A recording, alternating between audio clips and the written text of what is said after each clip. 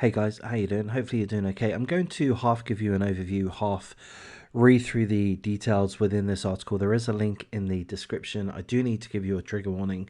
This is a mind-boggling case, or rather, it's an overview of a situation. There's been an independent inquiry which has gone for over 3 years, and within that, it's found that more than 1,000 girls were groomed by Asian rape gangs in one small town in England. That town is Telford, Shropshire. More than 1,000 girls groomed by Asian rape gangs. That's been found by a 3-year independent study. And we're going to have a look at that in just a moment. If you do appreciate the coverage of the topic, please do like, comment, subscribe, share the video as you see fit. There is a link in the description. I'm going to comment that I'm not an absolute expert in regards to the subject of Asian grooming gangs, Asian rape gangs. I've looked into the subject several times, but not for a while. I forget some of the things that I read, of course. But this is one small town, more than 1,000 girls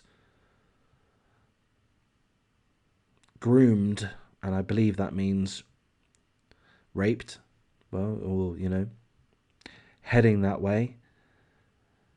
And this is one small town again, Telford, Shropshire. This does not include the much higher numbers of other towns, namely Rotherham.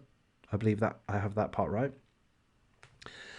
As I say, I'm not going to read through every last word. It is a fairly long article. There is a link in the description if you'd like to go through that. So I'm going to just touch on some of the key points here, but it is a subject worthy of scrutiny for sure. An independent inquiry into grooming gangs has found that over 1,000 girls were sexually abused and raped by Asian men in a small English town, which is called Telford, Shropshire in England, United Kingdom, whilst police looked the other way. Why did police look the other way? Well, essentially because the police were scaredy cats, fucking pathetic, weak pieces of shit, frankly. By the way, the article reminds us that no senior police officials have been charged with anything, despite this situation having occurred. But I'm going to make another point. These Asian gangs, I don't like the use of the word Asian. Consider me crazy or whatever. I grew up in England. I live in Australia. And over here in Australia, Asians, these guys are not Asians, okay? Asians in Australia refers to Thai people, Filipinos, Chinese, Japanese, Korean, or what would typically, or perhaps in at some point in the past, would have been described as Orientals. And I'm now told that the term Orientals is an offensive term. I don't understand why or how, but that's perhaps to be discussed at another point. But to me, these guys aren't Asian. They're of Indian, Pakistani, Bangladesh, Nepalese descent, not Asian. But anyway, perhaps you find that point that I've made is incorrect. Perhaps you find that trivial, but I don't. I don't. I think I won't tell you exactly what I think, but I think it's a misuse of the term Asian in my mind. But why did the police turn a blind eye? Well, because they didn't want to be accused of racism. Apparently, during this period, the early 2000s, towns like Telford, Shropshire, had high racial tensions. The atmosphere when the issue of Asian males abusing children arose during multi-agency meetings in the early 2000s. One witness said it seemed to be it was because of the ethnicity of the people involved. They felt as if the police were frightened to question or challenge because they didn't want to have the finger pointed at them, saying they were being racist. Well, fucking man up, police officers. Fucking, if they call you racist, fucking deal with it. I mean, we're all called racist nowadays. Doesn't matter what you think we're called racists. You just fucking deal with it. It's not that too much of a big deal, to be honest with you. You think I'm racist? Oh, okay. Well, you're entitled to your opinion. As am I, you know? So what? What of it? Next. By the way, I'm not racist, but, wouldn't that depend on the definition being used? And whenever this topic is discussed, it is so rare that the definition of racism is laid out and defined. If it were, I think, personally, we would find that all humans could be classified as being racist. Biological psychologists, do I have that right? Biological, what's the word? I can't think of the word, but Dr. Jordan Peterson's one of them, as is Gad Saad. Biological evolutionists state that humans have in-group preferences as proven by science, and we are supposed to trust the science. So if we trust the science, then we can acknowledge that humans have in-group preferences. What does that mean? It means that whatever group you're referring to, and in this case we're going to refer to race, any race has in-group preferences, meaning Asians prefer the company of Asians. Caucasians prefer the company of Caucasians. Blacks prefer the company of blacks. That's what in-group preferences means. And according to science, human beings of all races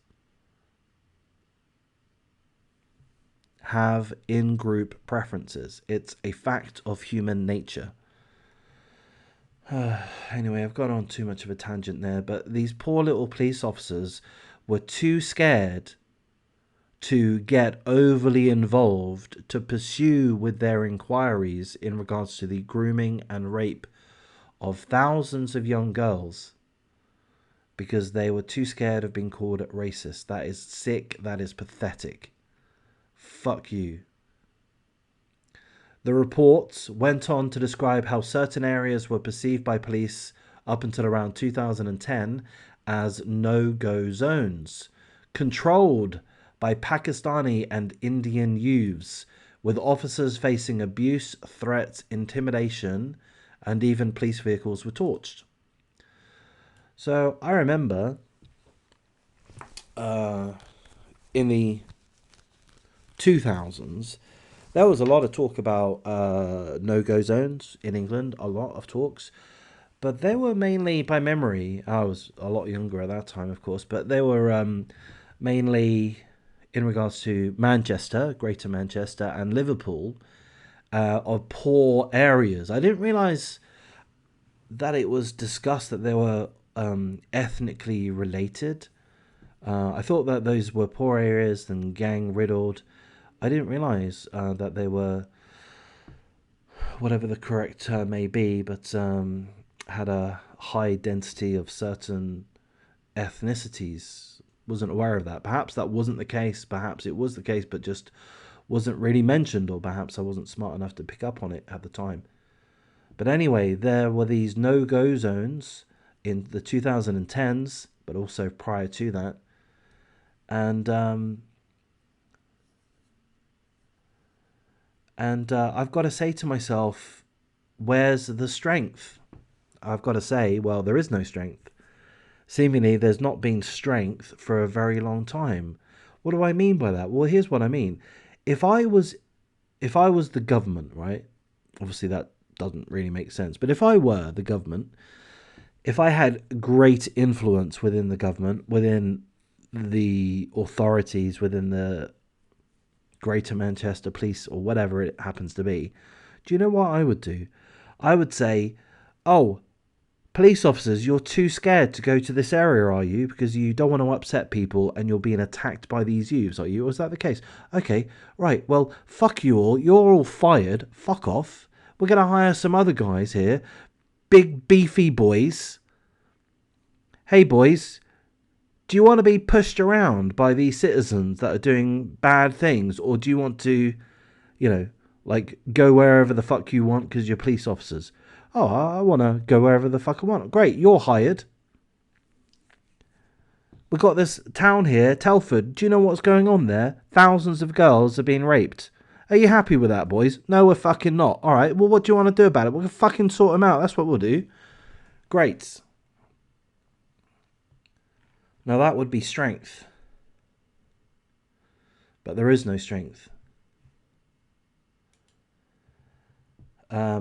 The chairman of this inquiry has said the overwhelming theme of the evidence has been the appalling suffering of generations of children caused by the utter cruelty of those who committed child sexual exploitation.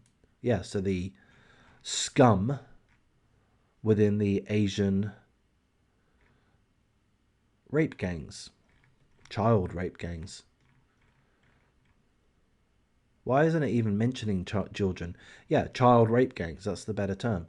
Asian child rape gangs. Victims and survivors repeatedly told the inquiry how, when they were children, adult men would gain their trust before ruthlessly betraying that trust, treating them as sexual objects or commodities. Countless children were sexually assaulted and raped. They were deliberately humiliated and degraded. They were shared and trafficked. They were subjected to violence and their families were threatened. They lived in fear and their lives were forever changed. Yeah, absolute scum. And I feel sorry for all of the victims of this town and others. I'm going to add another thing here. Is we have to absolutely blame the police. You know, I make videos often, you know, of a case involving, let's say, the abuse, the torture, the murder of a child. Typically, there are two guardians, a parent and a parent's partner. Yeah, a mother and a boyfriend, something like that. And if the boyfriend turns out to be a violent piece of shit that tortured, abused, and killed the child, then of course that boyfriend, that scum, deserves all the punishment that they can get, the death penalty. But we don't forget the negligence of the partner, the enabler. We don't forget that. They need their comeuppance too. And to me, it seems that the police have been the enablers in this situation. They've stood by. They failed to get involved. I'm not going to read through this full section entirely, but there's a description here of one of the survivors, one of the rape victims, saying that after they went on television to discuss this topic, a popular morning TV show, they were harassed by police officers that were banging on their doors, demanding to speak with them and asking questions in a very hostile manner. Essentially, you know, not treating rape victims with any level of decency, but dealing with them in a very hostile and accusatory way because the police were upset of the discussion of this topic. Don't discuss this topic, it might hurt people's feelings. They say, in a roundabout kind of way, to victims of rape. Fucking assholes, man. And these are the people that are there, the police officers, the police departments, that are there to protect us.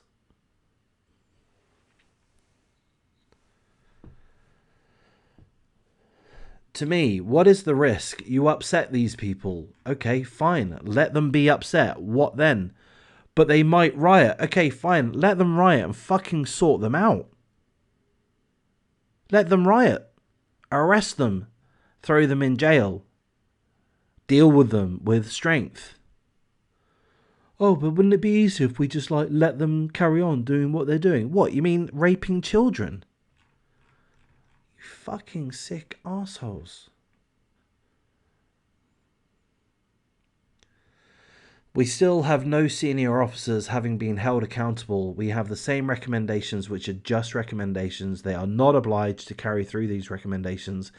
And that is why we are stuck in Groundhog Day time and time again. I am just sick of the same excuses and pretense that these are problems of the past when they are not. So this is a former detective essentially saying that they believe that these rape gangs still exist, that this phenomenon of child rape gangs, so-called Asian child rape gangs, still exists. Perhaps due to the police's continued reluctance to tackle effectively this situation. So that is an utter failure of the worst kind. I mean, we talk about... I can't even say. I'm not allowed to say what I want to say because it will be politically incorrect. I mean, I'll touch on it, but I'm not going to go into it in full detail. Here I am, getting angry every now and then about politics, about illegal immigrants entering into America, crossing the border, some of which commit heinous crimes. My presumption is these guys, they're not illegal aliens. They're not illegal aliens. They're probably, my guess, I don't know, they're probably second generation UK citizens. They were probably born and bred in the United Kingdom. Probably. Second or third generation. Their parents perhaps came to England from India, Pakistan, Bangladesh, Nepal, wherever.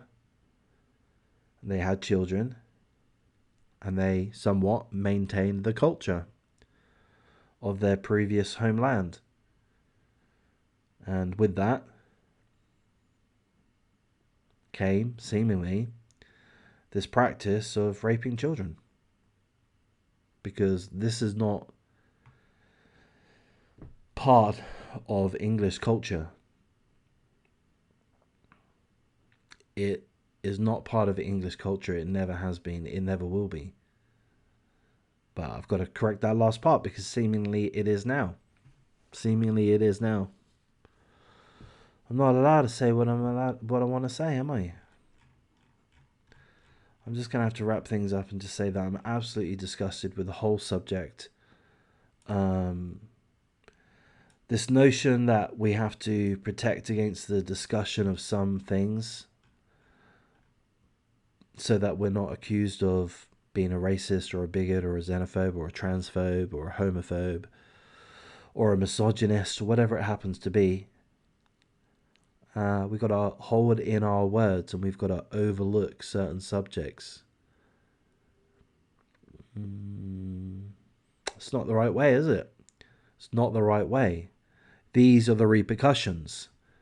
Over 1,000 girls groomed and raped in one small town. That's like the kicker to this. This is not the only town. There are so many more towns, and the numbers are much higher. I'm going to wrap things up here, guys. If this has been worthwhile, please do like, comment, subscribe, share the video as you see fit. If you disagree with anything I said, feel free to make comments as long as you like in the comment section. And if you want to express yourself in the chat, I'm happy with freedom of speech, but you know, I've got a YouTube channel to protect, so bear that in mind. I may have to remove some comments depending on what is said, even if I agree with them. But that's how it is. So I'm going to wrap things up here. Take care.